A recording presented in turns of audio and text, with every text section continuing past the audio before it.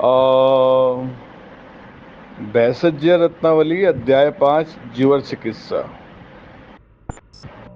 इस जीवर चिकित्सा अध्याय में बहुत सारे औषधियों का वर्णन किया गया जिनके द्वारा बुखार उतर जाता है। तो मैं कुछ मंत्र बता देता हूँ। प्राचीन समय में गंगा जी के उत्तर के तीर पर तपस्या करता हुआ एक निसंतान तपस्वी मर गया। उस तपस्वी के लिए तिल मिश्रित उदक की अंजलि देने से एकाएक ज्वर बुखार उतर जाता है। और सुनिए, समुद्र के तीर पर द्विविद नाम का बंदर हुआ। ये मैंने जो सेंटेंस बोला, समुद्र के तीर पर द्विविद नाम का बंदर हुआ, ये मंत्र है।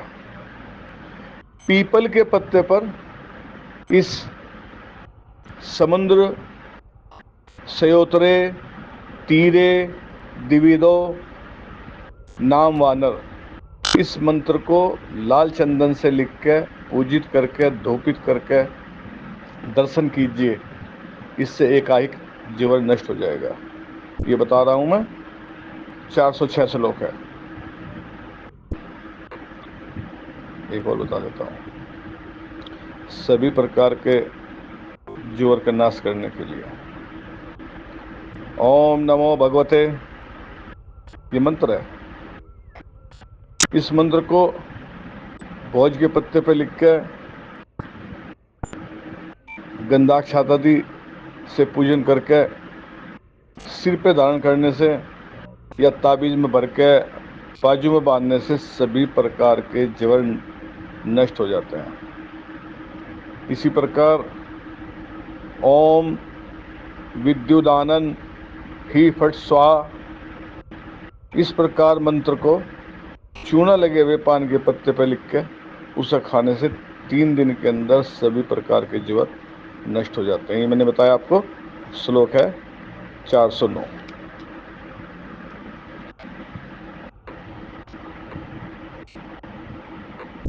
इसके साथ साथ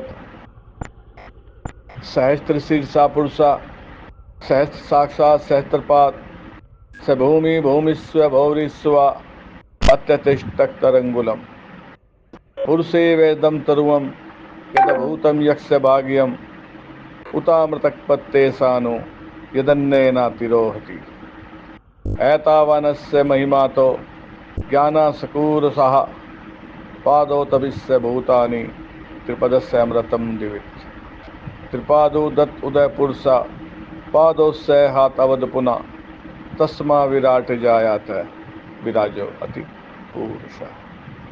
ऋग्वेद के 10वें मंडल का 90वां सूक्त पुरुष सूक्त। इस सूक्त को पाठ करने से, मनन करने से, स्तुति करने से मनुष्य सभी प्रकार के जीवर से मुक्त हो जाता है। और आगे सुनो। सृष्टिकर्ता ब्रह्मा, देवताओं के वेद अश्विन, दोनों अश्विनी कुमार, इंद्र, अग्नि, हिमालय, श्री गंगा माता, अन्य अभिष्ट देवताओं का पूजन करने से भी जीवर नष्ट हो जाता है। ये मैंने 417 आपको श्लोक दिया। आगे सुनिए। भक्ति पूर्वक माता पिता और गुरु के चरण स्पर्श करने से, आशीर्वाद लेने से, ब्रह्मचर्य के पालन से, रामायण भागवत इत्यादि पुराणों के श्रवण से, इष्ट देवता के मंत्र से या नव ग्रह में जो ग्रह अनिष्ट हो गया है उसका जप होम और दान करने से, सत्य भाषण करने से, नियमाचरण और साधु महात्मा जो त्यागी हैं उनके दर्शन करने से, जो विद्वान हैं उनके दर्शन करने से, जो आजकल दिखावे वाले घूम रहे हैं ऑनलाइन, वो सब त्यागी नहीं होते हैं। जो वास्तव में विद्वान है, वास्तव में त्यागी है, ऐसे मनुष्य के दर्शन करने से ये साधारण मनुष्य शीघ्र ही ज्वर से निर्मुक्त हो जाते हैं। 419 श्लोक बोल रहा हूँ। और सुन लीजिए, गूगल नीम के पत्ते, वचा, कूट, हरित की, जौ और सरसों समान मात्रा में कूट के घी में मिला के उसका धूपन करने से भी सभी प्रकार के जीवन नष्ट हो जाते हैं। 420 श्लोक है। तो मैंने आपको मंत्र के द्वारा चिकित्सा बताई है। एक और रह गई, बता देता हूँ। पार्वती से युक्त नंदी, भृंगी आदि जो अनुचर हैं, गौरी, जया, विजया इत्यादि जो मार्तगण हैं, ये माताएं हैं, इनके सहित श्री महादेव जी को पवित्र होकर भक्ति पूर्वक पूजन करने से मनुष्य ज्वर से मुक्त हो जाता है और विषम ज्वर में भूतानुबंध माना जाता है। इसलिए भूपति भगवान शंकर की आराधना करने से विषम ज्वर अवश्य नष्ट हो जाएगा। मैंने अपने आप इसका उपयोग किया है।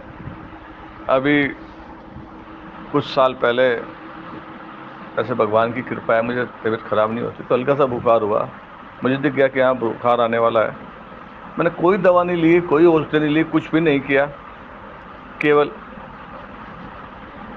भगवान शिव का ओम नमः शिवाय का जाप किया। मैंने आयुर्वेद में पढ़ा था कि जब भगवान शिव को क्रोध आया तो उन्होंने अपने एक जटा निकाली और उससे एक गण पैदा हुआ, वीरभद्र। वीरभद्र पैदा गण हुए जिन्होंने दक्ष का सिर काटा था।